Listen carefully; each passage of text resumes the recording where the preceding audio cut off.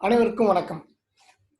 இன்னைக்கு நம்ம உலகமே கோவிட்-19 பாதிக்கப்பட்டு 2020ஆம் ஆண்டு கடைசி கட்டத்துக்கு 2020ஆம் ஆண்டு கடைசி கட்டத்துக்கு வந்திருக்கோம். இன்னும் கோவிட் ஜனவரி பிப்ரவரி ஆரம்பிச்சது. அதோட இம்பாக்ட்ஸ் இன்னும் முடியாம தொடர்ந்துகிட்டே இருக்கு.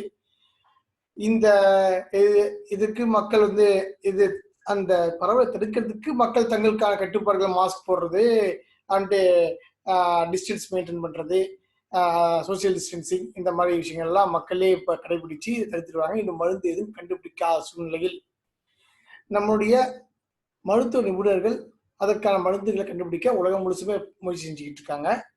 இந்த நிலையில ஃபைசர் நிறுவனம் தன்னுடைய பார்ட்னரான பயோடெக் நிறுவனத்தோட சேர்ந்து அவங்களும் இந்த கொரோனா வைரஸுக்கான ஒரு மருந்தை கண்டுபிடிக்கும் முயற்சியில ஈடுபட்டு இருந்தாங்க.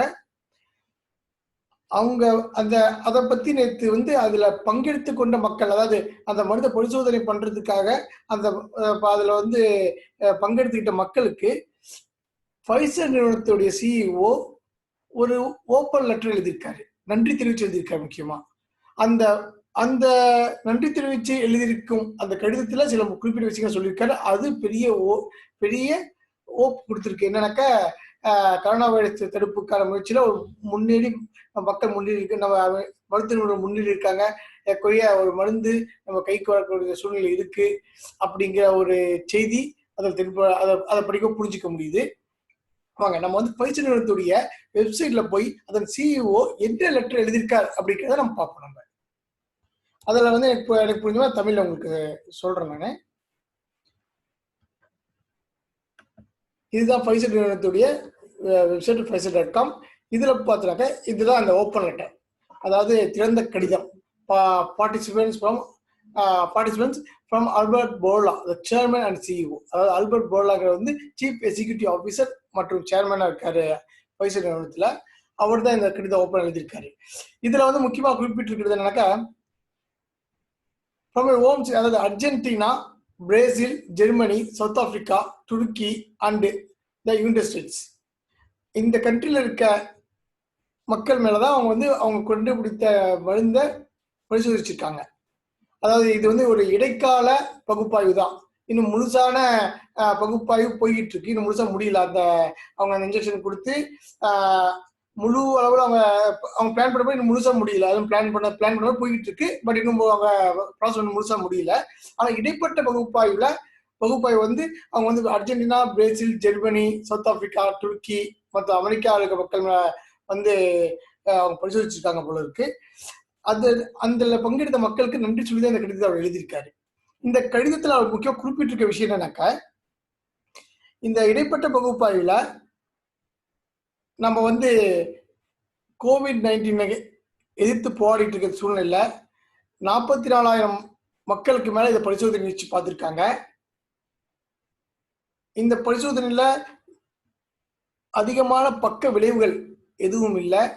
அதே மாதிரி 90% மக்கள் இந்த பரிசோதனையில கோவிட் வராமல் தடுக்கக்கூடிய கேப்பபிலிட்டியை பெற்றிருக்காங்க. அதாவது இந்த மருந்து என்னன்னாக்க ஒரு இன்ஜெக்ஷன் மாதிரி பண்ணுவாங்க. அதுல அந்த தடுப்பூசி மாதிரி போடுவாங்க. அந்த தடுப்பூசி நமக்கு உடம்புல கோவிட்-19 எதிரான தொற்றுக்கு எதிரான எனர்ஜியை கொடுக்கும், சக்தியை வலிமையை கொடுக்கும். மீண்டும் அந்த கோவிட்-19 உள்ள உடம்புக்குள்ள வந்துச்சுனாக்கா அது எதிர்ப்பு சக்தியை நமக்கு கொடுக்கும், ஆற்றலை கொடுக்கும் அப்படிங்கிறதா இந்த மருந்துடைய இது. அதாவது 44,000 மக்கள் பரிசோதிச்சிருக்காங்க. அதுல 90% மக்களுக்கு சிறந்த பயனை கொடுத்திருக்கு, எதிர்பார்த்த கொடுத்திருக்கு. அதனால அவங்களுக்கு நன்றி சொல்லி இந்த கடிதத்தை எழுதியிருக்காரு. அதே மாதிரி இன்னொரு வெப்சைட்ல நம்ம பார்த்தோம்னாக்கா, ஃபைசர் ஃபர்ஸ்ட் இந்த வேக்சின் டேட்டா ரிலீஸ் பண்ணியிருக்காங்க. ஆக்சுவலா கிளினிக் ட்ரையல்ஸ், அதாவது இந்த மக்களை பயன்படுத்தி சோதிக்கிறாங்க. இதுக்கு பேர் கிளினிக்கல் ட்ரையல்ஸ் சொல்லுவாங்க. அந்த லேட்டஸ்ட் அது சோதனை கடைசி கட்டத்துக்கு வந்துட்டாங்க. இது பெரிய ஒரு நம்பிக்கை அளிக்கையாகவும் இருக்கு. அதே நேரத்துல இதுல ஒரு சின்ன விஷயம், அதாவது வேக்சின் -70 டிகிரிக்கு மேல இருந்தாதான் இருக்க டெம்பரேச்சர்ல தான் அந்த வேக்சின் கரெக்டா இருக்கும் அப்படின்னு சொல்றாங்க. ஸோ அது எல்லாத்துக்கும் பல உணவுகளை எடுத்துட்டு போகும்போது அந்த 70 டிகிரில மெயின்டைன் பண்ணும்போது அப்படி ஒரு கேப்பபிலிட்டி முழுசா இருக்கா அப்படிங்கிற விஷயங்கள்லாம் இன்னும் அந்த சேலஞ்சஸ்லாம் இருக்கு. மக்கள் முழுசா டிஸ்ட்ரிபியூட் பண்ண வேண்டிய சேலஞ்சஸ்லாம் இருக்கு. அப்படி சொல்லியிருக்காங்க. இந்த மருந்து கிடைச்சிருக்கு, மருந்து வந்து நல்லபடியா ஒர்க் ஆகுது. 90% மக்களுக்கு மேல பயனுள்ள அது வந்து நல்ல விளைவுகளை கொடுத்துருக்கு. அதாவது COVID-19 வராதவங்களுக்கு இந்த இதுக்கு வராதவங்களுக்கு இந்த தடுப்பூசி போட்டா, இதுவா COVID-19 வந்துச்சுனாக்கா, அது எதிர்க்கும் ஆற்றலை அந்த மக்களுக்கு கொடுக்கும். அப்படிங்கிறது இந்த மருந்துடைய விளைவு. இதுல இருக்க சேலஞ்ச் என்னன்னாக்கா, டிஸ்ட்ரிபியூட் பண்றது இருக்க சேலஞ்சஸ். 70% ஆஃப் மக்களுக்கு 70% -70 தான் நம்ம வந்து மெயின்டைன் பண்ண சொல்றாங்க. ஒருவேளை அப்படி இருந்துச்சுனாக்கா, இந்த உலகம் ஃபுல்லாவே அந்த -70 வச்சு அந்த மருந்து டிஸ்ட்ரிபியூட் பண்றது எப்படி? மக்களுக்கு அந்த ஊசி போடுற வரைக்கும் -70 வச்சு நம்ம மெயின்டைன் பண்ணணும். அப்படிங்கிறதெல்லாம் இருக்கு இதுல. அந்த சேலஞ்சில எப்படி நம்ம ஃபேஸ் பண்ண போறாங்க அப்படிங்கிறத பார்க்கணும்.